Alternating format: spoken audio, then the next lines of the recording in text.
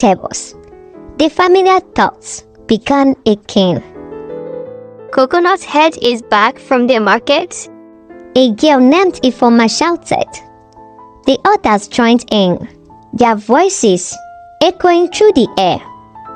Chidinma stopped immediately, her body trembling with wrath. For years, she has endured their cruelty in silence, but today was different. Today, something within her snapped. She turned and looked eyes with Ifeoma, her anger boiling over. Before Ifeoma could react, Chidinma dropped her basket and raged at her, grabbing her by the arm. Say it again.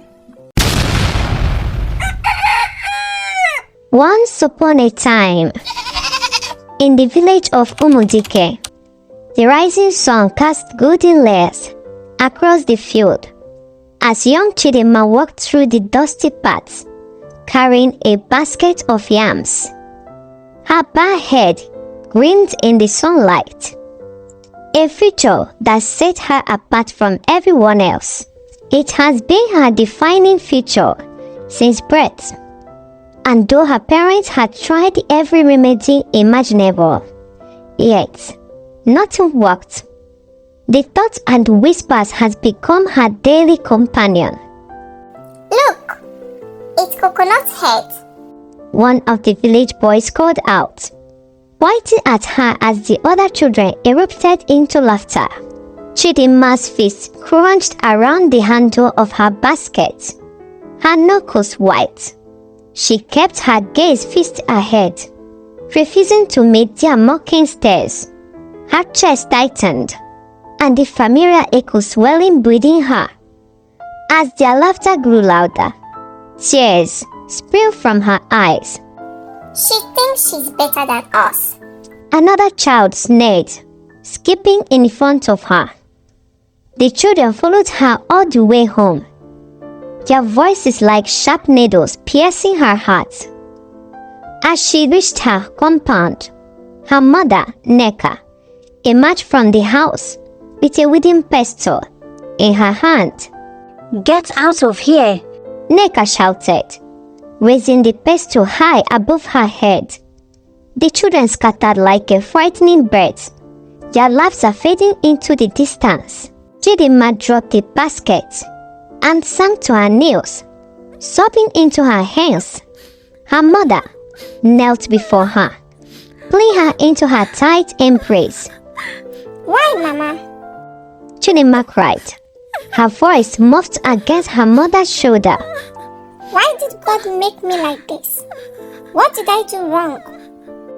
Neka stroked her daughter's back, her own eyes dancing with unshed tears. You did nothing wrong, my child. You are perfect just the way you are. They don't see it now, but one day, they will. One afternoon, Neka handed Chidinma a small list of foodstuffs to buy from the market. Hurry back before the sun sets, and be careful, she said, placing a gentle kiss on her daughter's forehead. Chidinma nodded and set off towards the bustling market. On her way back, her basket filled with cassava and vegetables, the familiar thoughts began again. Coconut Head is back from the market? A girl named Ifeoma shouted. The others joined in, their voices echoing through the air. Chidinma stopped immediately, her body trembling with wrath. For years, she has endured their cruelty in silence, but today was different. Today, something within her snapped. She turned and looked eyes with Ifeoma, her anger boiling over. Before Ifeoma could react, Chidinma dropped her basket and raged at her, grabbing her by the arm. Say it again. Chidinma demanded, her voice sharp and trembling. Ifeoma's eyes winked in fear. I I didn't mean it. But Ifeoma wasn't listening. Years of pent-up frustration poured out as she wrestled Ifeoma to the ground. Dust rose around them as the other children watched in stunned silence. Stop. Stop. Please. Ifeoma pleaded, tears streaming down her face. Chidinma finally let go, standing over her with a heavy breath. If any of you ever call me that name again, She said, her voice steady and commanding. you will regret it. The children scattered, their mocking laughter replaced by fearful whispers. A week later, Chidinma went to fetch water from the river. She led over the edge of the river bank, her reflection showing in the water. As she reached out with her clay pot, the earth beneath her feet crumbled. With a sharp cry, she tumbled into the river, the current sweeping her away. Help! She cried, her arms floating as the water pulled her downstream. Her cry faded as she was carried far from the river. Hours later, Chidinma awoke on the soft mat, her clothes dark and her body aching. She blinked against the dim light of a thatched roof above her. Voices murmured nearby, and when she turned her head, she saw a group of men clad in an animal skin and holding spears. She's awake. One of them said, stepping closer. Where am I? Chidinma whispered, her voice raising. You are in Ichida. The man replied, Our warriors found you in the river. You are safe now. Chidinma tried to sit up, but her head ached. A woman entered the hut, carrying a tray of food and fresh clothes.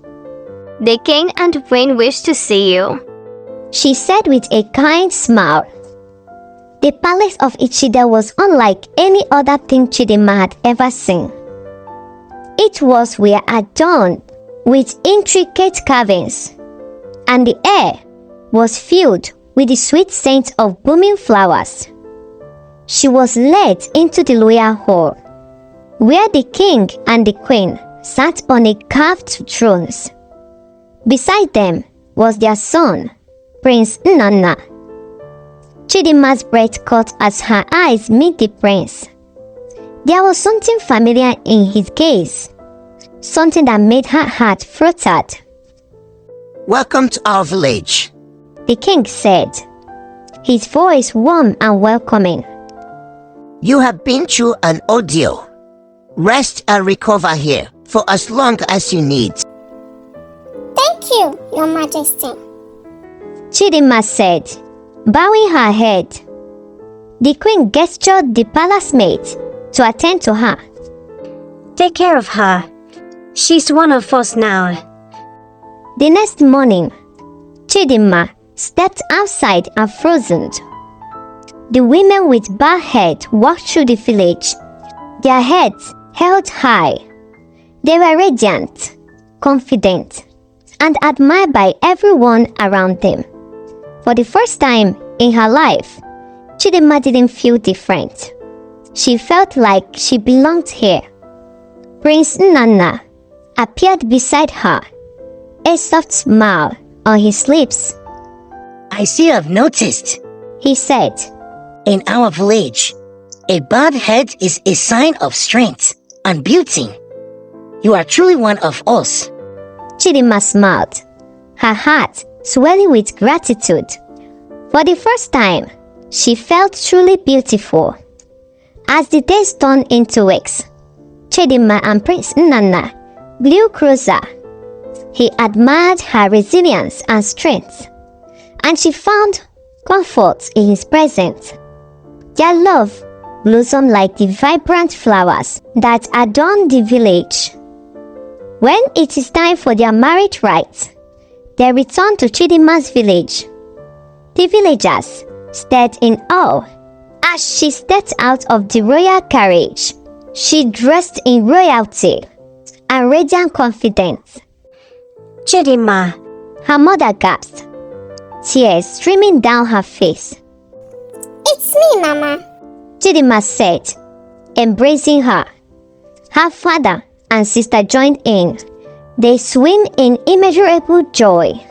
The entire village gathered to celebrate their early ridicule, which replaced with admiration. Back in Ichida, Chidima became a beloved member of the royal family. The queen treated her like the daughter she had always wished for, and the Prince Nana adored her endlessly. Chidima's journey from ridicule to royalty was a testament to her strength and the power of self-acceptance. And so, Chidima and Prince Nana lived happily ever after. Their love, a beacon of hope for all who heard their stories. The lesson of this story teaches us that everyone is unique and special in their own way. Even if they are different, the things that make us stand out may feel like a weakness, but they can become our greatest strength. When Chidima found a place where she was accepted and loved for who she was, she learned to find her beauty and value. The lesson is to always believe in yourself, no matter what others say, because true beauty and strength come from within. Those who mock or judge others often fail to see their true worth. But in time, kindness and self-confidence can win hearts. The end.